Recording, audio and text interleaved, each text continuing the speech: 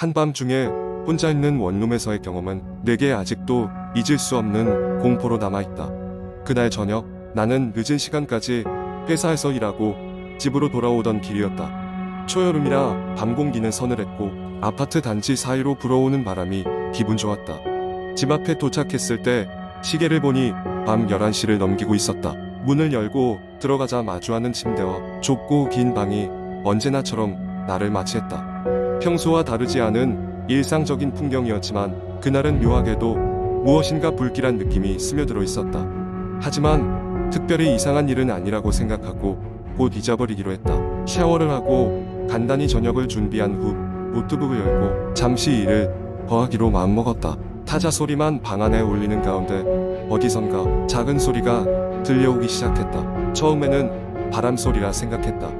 그러나 그 소리가 점점 더 뚜렷해지면서 창밖에서 나는 소리가 아닌 집안 어딘가에서 나는 소리임을 깨달았다. 정체불명의 그 소리는 마치 먼 곳에서 누군가 작고 나직한 목소리로 말하는 듯했다. 처음엔 내 기분이 이상한 탓이라 여기며 무시하려 했지만 그 소리는 쉽게 사라지지 않았다. 불안감에 휩싸여 소리가 나는 방향을 찾기 시작했다. 주방, 화장실, 그리고 옷장까지 살펴보았지만 아무것도 찾을 수 없었다. 소리는 계속해서 내 귀를 맴돌았고 점점 더 가까이서 들리는 듯했다. 결국 더 이상의 실마리를 찾을 수 없어 포기하려는 순간 소리가 마치 내 바로 뒤에서 들리는 것 같았다. 놀라 뒤돌아보았지만 시각적으로는 아무런 변화도 없었다. 더 이상 무시할 수 없다는 생각에 친구에게 전화를 걸어 도움을 청하려 했지만 전파 방해라도 있는 건지 전화는 연결되지 않았다. 홧김에 창문을 활짝 열어 바깥 공기를 들이마셨다. 하지만 그러자 소리는 갑자기 중단되었고 오히려 더욱 깊은 고요함이 방을 채웠다. 마치 나를 시험하기라도 하듯 아무 소리 없던 방 안에서 이번에는 문득 찬 바람이 스며들어 온몸에 소름이 돋았다. 그 순간 무언가에 홀린 듯 방 한가운데로 시선이 고정되었다. 아무것도 없었지만 불가사의한 존재의 기운이 느껴졌다. 마치 공기가 무겁게 짓누르듯 머릿속에 짜릿한 경고음이 울리기 시작했다. 갑작스러운 불안감에 난 가방을 챙겨 집을 빠져나왔다. 복도로 나와 엘리베이터를 기다리며 뒤를 돌아보니 문틈 사이로 미세하게 흔들리는 그림자가 보였다. 그때의 공포는 이루 말할 수 없이 강렬했고 나는 엘리베이터가 도착하자마자 급히 그곳을 떠났다. 다음 날 아침 나는 용기 내어 집으로 돌아갔다. 이상했던 소리의 정체를 밝히고 싶었기 때문이다. 하지만 나의 집은 여느 때와 다름없이 조용했고 그 어떤 기묘한 흔적도 찾아볼 수 없었다. 이후로도 그 소리는 다시는 들리지 않았지만 그날의 일은 내 기억에 너무나도 생생하게 남아있다. 그 경험 이후로 나는 공포썰을 이야기하는 자리에서 단연코 내가 겪은 밤의 일을 이야기하곤 했다. 듣는 사람마다 다양한 해석과 반응을 보였지만 그 어떤 해석도 그 밤의 공포를 완전히 설명하지는 못했다. 아직도 종종 밤이 깊어질 때면 그 느낌이 다시 떠오르곤 하지만 나는 그날 이후로 조금 더 조심스러워졌다. 바람이 불 때마다 창문을 닫고 불길한 기운이 스며들지 않도록 항상 주위를 살피는 습관이 생겼다. 이 이야기는 실제 사건에 기반한 것이지만 듣는 사람에 따라 믿거나 말거나 할 것이다. 하지만 내게 있어 그날의 경험은 단순히 느낌 이상의 무엇이었다. 여전히 그날의 소리가 무엇이었는지 그리고 그 순간 방 안의 정체를 드러내지 않은 것은 무엇이었는지 해결되지 않은 미스터리로 남아있다. 두 번째 이야기 어느 한적한 시골 마을에는 오래된 한 저택이 자리 잡고 있었습니다. 저택은 고풍스러운 외관과는 달리 오래전부터 이상한 소문에 휩싸여 있었습니다. 그곳에 들어간 사람들은 한결같이 알 수 없는 존재가 자신들을 지켜보고 있다는 섬뜩한 느낌을 받곤 했습니다. 이 저택은 일찍이 한 부유한 가문이 살았던 곳이었으나 그 가문이 갑작스럽게 사라진 이후 아무도 그곳에 오래 머물 수 없었습니다. 수십 년의 세월이 흐른 뒤 마을로 이사온 한 젊은 부부가 어느 날 저택을 방문하게 되었습니다. 외부 사람들이 쉽게 접근할 수 없는 이 저택은 그들에게 있어 모험의 대상이자 신비로운 분위기를 자아내는 장소로 다가왔습니다. 호기심이 거세게 일었던 그들은 주말을 이용해 한밤중에 저택을 찾아가기로 했습니다. 고요한 방, 은은한 달빛 아래 두 사람은 손전등 하나에 의지한 채 저택에 발을 들였습니다. 저택에 들어서자마자 묘한 한기가 느껴졌고 그들은 서로를 보며 낯선 감정을 감추려 했습니다. 거실에 들어서자 벽에는 오래된 초상화들이 걸려 있었고 날카로운 시선으로 자신들을 내려다보는 듯했습니다. 부부는 그런 느낌을 애써 무시한 채 계속해서 저택을 탐험하기 시작했습니다. 2층으로 올라가는 계단은 삐걱거렸고 짙은 어둠 속에서 무엇인가가 마치 그들의 발걸음을 방해하려는 듯했습니다. 드디어 2층에 올라선 두 사람은 좁고 긴 복도를 따라 걸었습니다. 복도 끝자락에 닿았을 때 잠겨있을 것 같던 방 한 곳이 저절로 열렸습니다. 놀란 마음을 애써 진정시키며 그들은 방 안에 들어섰고 그곳에는 오래된 가구들이 비좁게 자리 잡고 있었습니다. 방 한쪽 구석 먼지 쌓인 피아노가 눈에 띄었고 그 위에는 낡은 사진 앨범이 놓여 있었습니다.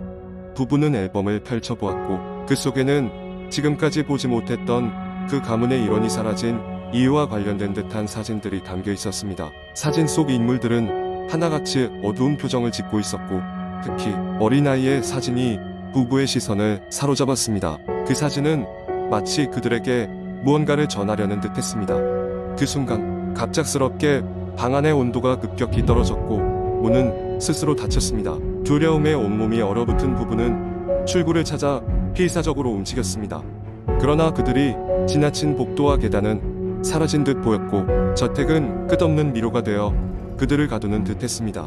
점점 더 그들을 향해 다가오는 발소리가 들리기 시작했고 부부는 그곳에서 벗어날 방법을 찾기 위해 필사적으로 소리쳤습니다. 그 순간 주변의 모든 것이 잠들었던 듯 고요해지며 한순간의 정적이 이어졌습니다. 두 사람은 서로를 꼭 붙잡고 두 눈을 감았습니다.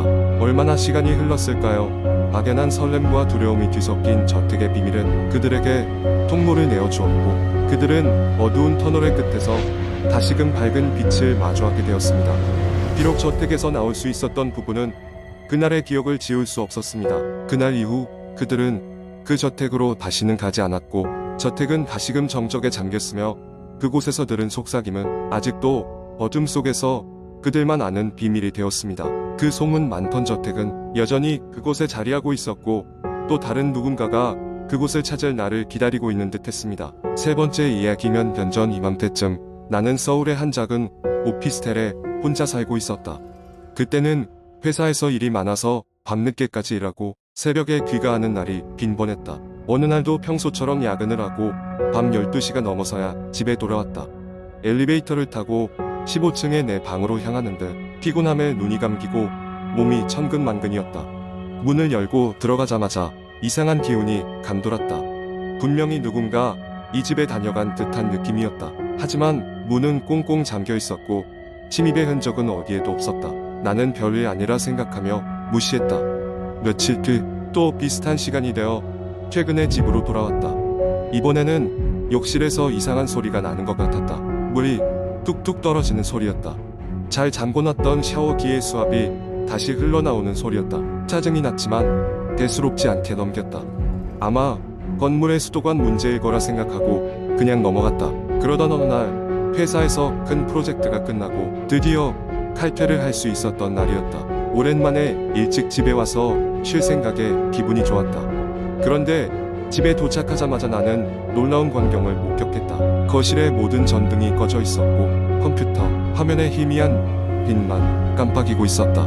컴퓨터는 내가 아침에 꺼두었는데 누가 다시 켜둔 걸까? 나는 조심스럽게 컴퓨터를 확인했다. 모니터에는 낯선 이메일이 하나 열려 있었다. 발신자는 알 수 없는 이름으로 나를 보고 있나요? 라는 내용이 간단히 적혀 있었다. 스팸 메일인가 싶어 그냥 지우고 넘어갔다. 하지만 그날 밤 잠들기 직전에 핸드폰이 울렸다. 발신자 불명의 번호로 문자 메시지가 도착했는데 내용은 지금 곁에 있어요. 순간 등골이 오싹해졌다. 장난 전화라고 생각하려 했지만 너무 적나라했다. 순간 소름이 돋았고 자고 있는 침대 주변을 살폈지만 낌새가 없었다. 그날 밤 나는 잠을 이루지 못하고 뒤척이다가 거의 날이 셀 무렵에야 잠이 들 수 있었다. 그 후로 매일 밤 누군가 내 방에 있는 듯한 기분에 시달리기 시작했다.